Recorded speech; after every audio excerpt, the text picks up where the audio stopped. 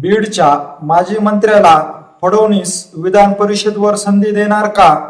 पंकजा मुंडेची ह्याविषयी काय भूमिका असणार आहे?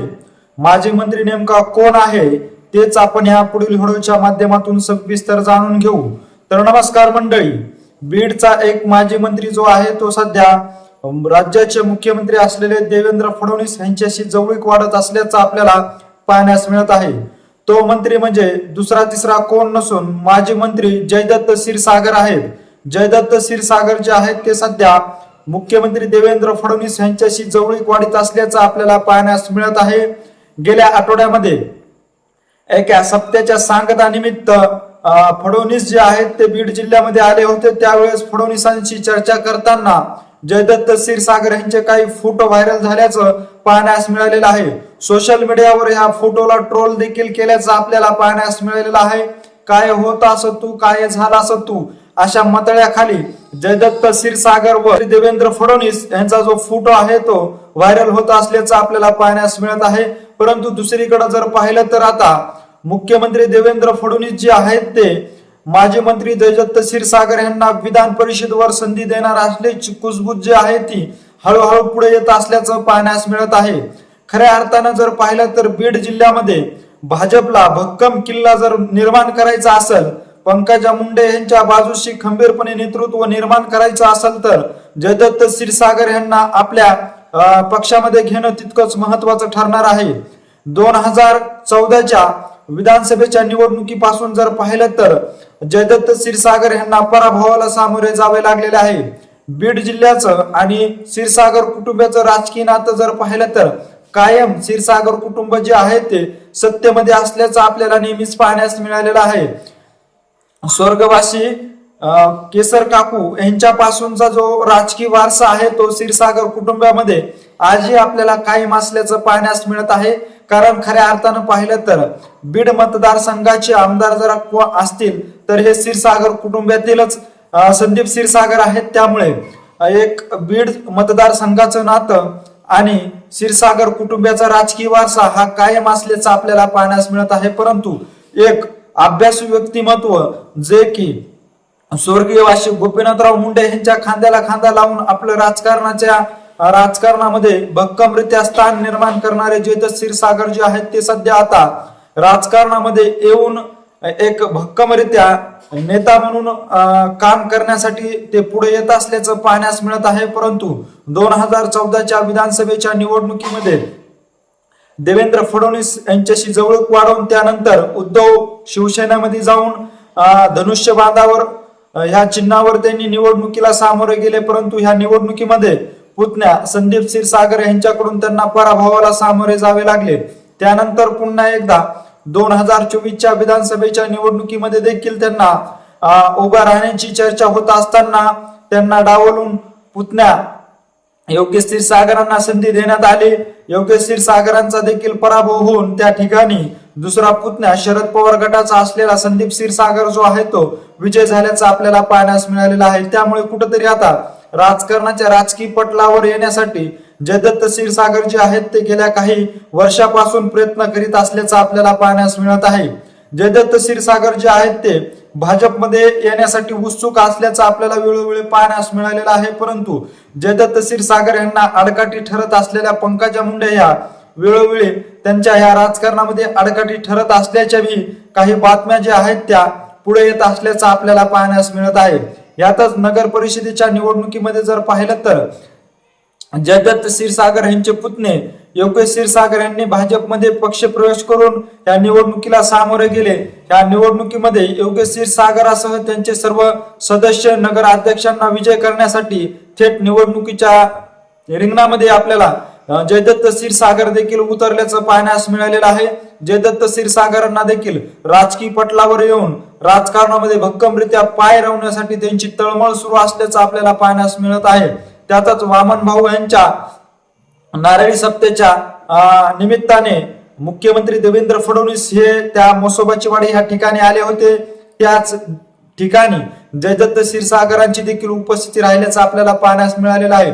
बीडच्या इतर राजकीय कार्यक्रमामधून जयदत्त क्षीरसागर अलिप्त असले तरी मात्र बीड जिल्ह्यामध्ये ज्याही वेळेस राज्याचे मुख्यमंत्री असलेले देवेंद्र फडणवीस येताच त्यावेळेस जयदत्त क्षीरसागर जे आहेत ते फडणवीसांची जवळीक वाढत असल्याचं आपल्याला नेहमीच पाहण्यास मिळत आहे। त्यामुळे आता बीडच्या ह्या माजी मंत्र्याला देवेंद्र फडणवीस विधान परिषदेवर संधी देणार का याची चर्चा आता जोर धरीत असल्याचं पाहण्यास मिळत आहे। परंतु दुसरीकडे जर एक विचार केला तर बीड जिल्ह्यामध्ये भाजपचे सर्व काही सूत्र जे आहेत ते पंकजा मुंडे यांच्या हातामध्ये असल्याचं आपल्याला पाहण्यास मिळालेलं आहे। पंकजा मुंडेचा जरी लोकसभेच्या निवडणुकीमध्ये पराभव झाला असला तरी मात्र सध्या त्यांना विधान परिषदेवर घेऊन त्यांच्याकडे मंत्रीपद सोपवल्याचं आपल्याला पाहण्यास मिळालेलं आहे। त्यातच जर पाहिलं तर आता बीड जिल्ह्यामध्ये जर भाजपच्या काही नेत्याचा विचार करायचा झाला तर आता आष्टी मतदारसंघाचे आमदार सुरेश धस हे भाजपकडून विजय झालेले आहेत। ते देखील मुख्यमंत्री देवेंद्र फडणवीस यांच्याशी आपली जवळीक वाढत असल्याचं पाहण्यास मिळत आहे। परंतु त्यांच्या पदरामध्ये अद्यापही कुठलं मंत्रीपद पडलं नसल्याचं आपल्याला तितकंच पाहण्यास मिळत आहे। तर दुसरीकडे जर काही विचार केला तर स्वर्गीय विनायकराव मेटे हे देखील देवेंद्र फडणवीस यांच्याशी सातत्याने जवळीक वाढीत असल्याचं आपल्याला पाहण्यास मिळालेलं आहे।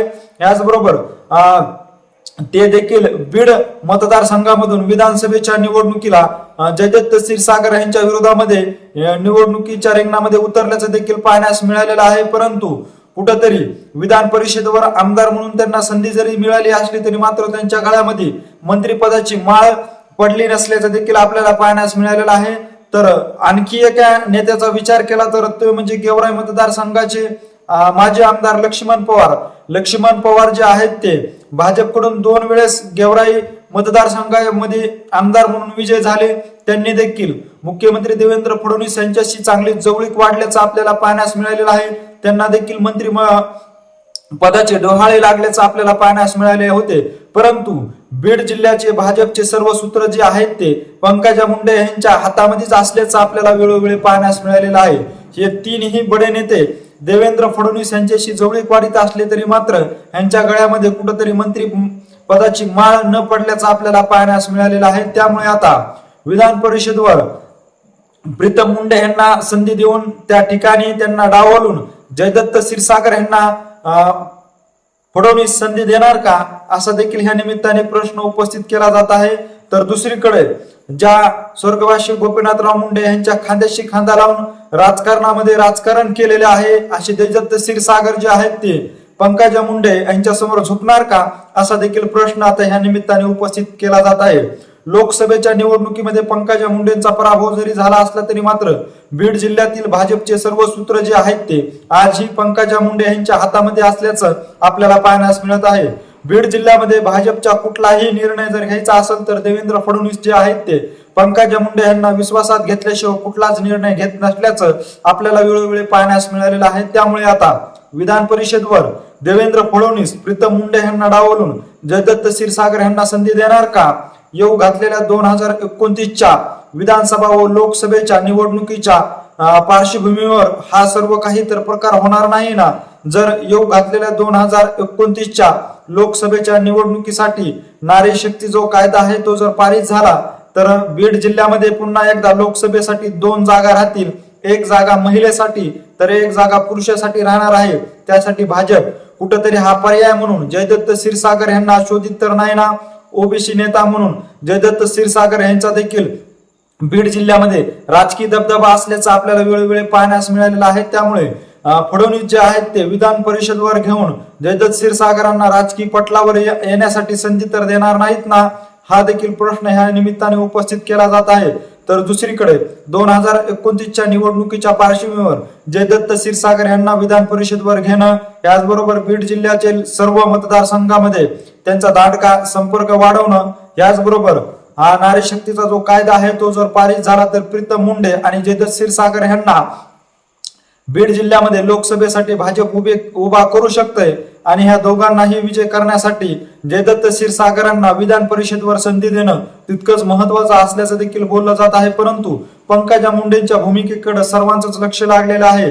जर विधान परिषदेवर जयदत्त क्षीरसागर यांना घेऊन संधी दिली तर भविष्यात पंकजा मुंडे यांना राजकारण खेळत असताना कुठेतरी जयदत्त क्षीरसागर हे जड होतील का हा देखील प्रश्न आहे। त्यामुळे पंकजा मुंडे जे आहेत त्या फडणवीसांनी जर जयदत्त क्षीरसागर यांना विधान परिषदेवर संधी देण्याचं ठरवलं तर पंकजा मुंडे काय भूमिका घेणार ह्याकडे देखील सर्वांचंच लक्ष लागलेलं आहे.